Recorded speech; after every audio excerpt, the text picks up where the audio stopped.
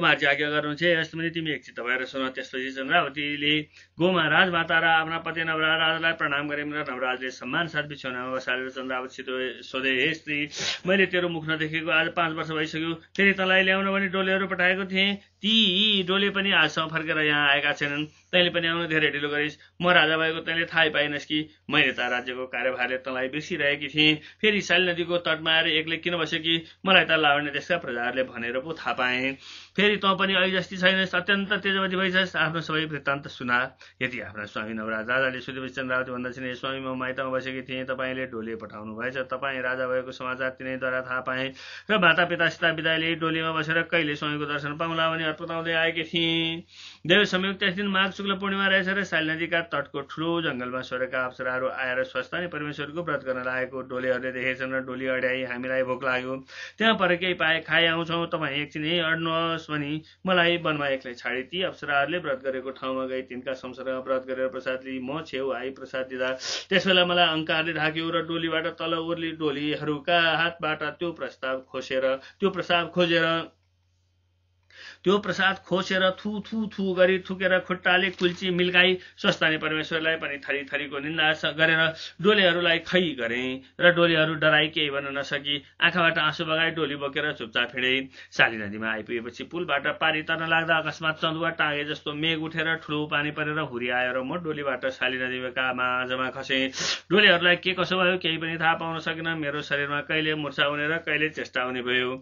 म यस्तै हुँ भन्ने ज्ञान पनि रहेन र साली नदीका तटमा पढिरहे। कति दिन बितेपछि कपिल नामका 2 ब्राह्मण त्यतैबाट आए र मैले कहाँ जान लायो भनी सोधेर तिनले राजाको ब्राह्मण भोजनमा जान्छौँ भने, उसो भए मलाई पनि केही मागेर ल्याइदेऊ भने तिनीहरू भोजन गरेर घर फिर्न लाग्दा फेरि आई, हे पापिनी, तेरा निम्ति हामीले भने लज्जित हुनु पर्यो। तेरो नामले नासाथ राजाको भण्डारै सुकी गयो।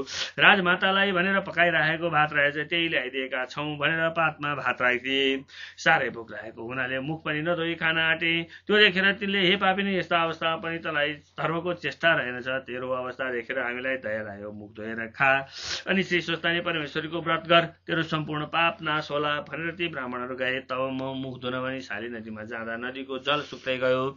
यो देखेर माथि आए, मुख नुधोई खान लाग्दा भात खरानी भयो र खरानी पनि खाउँ भन्दा ठुलो बतास आएर उडाइलयो।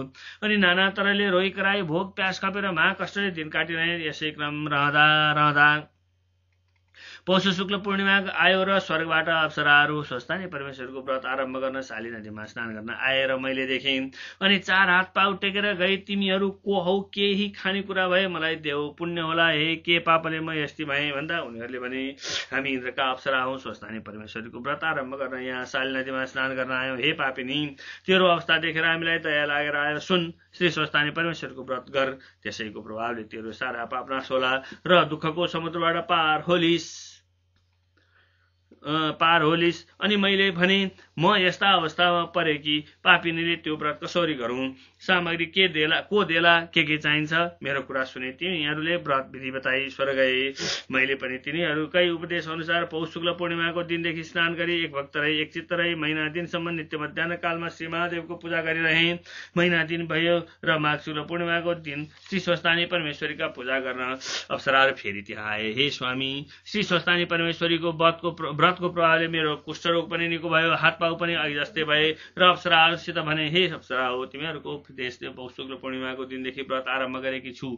महिना दिन भयो, अब स्वस्थानी परमेश्वरको पूजा गर्न मसँग केही पनि छैन, सामग्री छैन, कसरी गरौँ भन्दा अप्सराहरूले सामग्री नभए नदीबाट बालुवा ल्याई सामग्री तुल्या भनेर साली नदीबाट बालुवा ल्याई सामग्री तुल्याएर त्यो सामग्री सिद्ध भई मैले जे कल्पना गरेकी थिएँ त्यो सबै सिद्ध भएको देखेर अप्सराहरू प्रसन्न भए। हे सुन्दरी, आजसम्म तँलाई हामी पापिनी भन्दथ्यौँ, तर आजदेखि तेरो नाम पुण्यवती भयो भने र सोही सामग्रीले मैले तिनै अप्सराहरूको संसर्गमा व्रत गरेँ।